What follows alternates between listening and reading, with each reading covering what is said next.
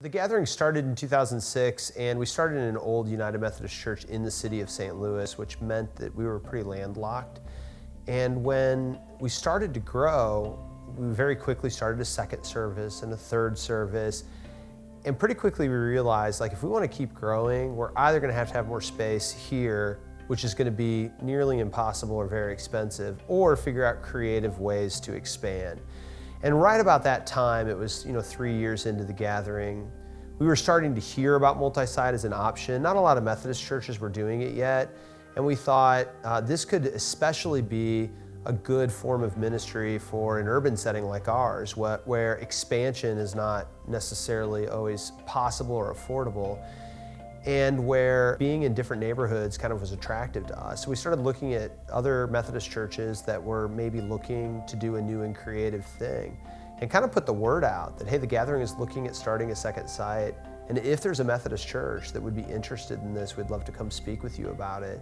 And if not, we were going to look at other options. But it just turned out that there was a church that had just gone through their own discernment and had decided they wanted to do something radical in order to reach new people in a neighborhood. And so it just ended up working out where we were growing. This movement was starting to happen around the country, and we felt like in an urban place, we loved the idea that as we grow large, we could also grow kind of out horizontally into the city and not just in one place.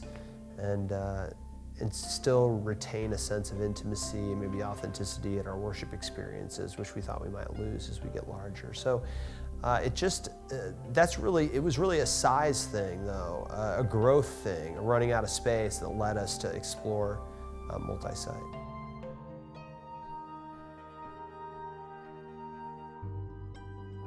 It allows you to exist in multiple neighborhoods and to shape a ministry to fit that neighborhood. In a city, you can drive 5 miles and you're in a very different neighborhood with very different needs, very different ideas of what church ought to be.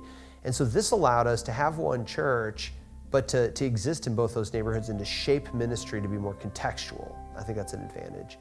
Secondly, we are in a stage where there are a lot of people who are skeptical of a church that gets really big in one place. And this allowed us to have medium-sized worship gatherings that for a lot of people felt more relational, felt more authentic, and yet we were able to provide the ministries of a large church. So kind of the best of both those worlds. Financially, it can oftentimes be much, much cheaper to start a second location to reach new people than to buy 40 acres and put up a massive new building, which sometimes can cost millions or tens of millions of dollars. This sometimes can be done for $100,000, $200,000, maybe $500,000 to have a new site that can reach just as many people. And then lastly, as a city or an area, suburb or something changes, all your eggs aren't in one basket, so to speak. When you're multi-site, you can respond. I think it makes you more agile. You can respond more quickly to saying, hey, you know what? This site's just not growing anymore, this neighborhood's changing, but hey, there's an awesome opportunity over here.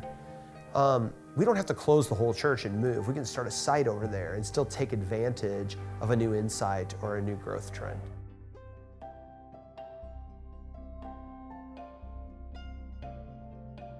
It makes your staff structure much more complex. Instead of doing something once, you have to do it twice or 3 times or 4 times. Instead of one good worship leader, you have to have 3 or 4 good worship leaders. When you change that sermon slide last minute, now you have to let 4 different people know, 4 different places at 8 different services to change it. Secondly, you pretty quickly run into issues about what's non-negotiable, what has to be the same at every place and what doesn't. And it gets into it can suck a lot of your time and energy into what I call kind of internal structural questions, like, does every kids ministry program have to look the same, or do we allow freedom at the different places? And what happens when this kids ministry person doesn't want to follow what all the other kids ministry people are doing? And it can take a lot of the energy of a staff that used to be really outwardly focused and kind of pull it back in to solve important but kind of internal structural issues. Lastly, I do think sometimes it can serve as a distraction from, we have challenges at our main site, or our first site, I should say. We need to overcome those, but those seem hard. and I don't want to deal with those. Let's go start something new over here. And it's rarely a good way to grow when you're not growing at your original site.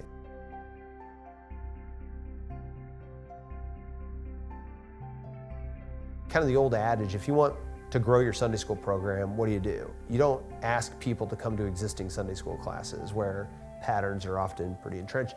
You start new classes, and new classes attract new people. Oftentimes we've experienced that with worship services. The best way to reach new people is start new ministries or a new worship service.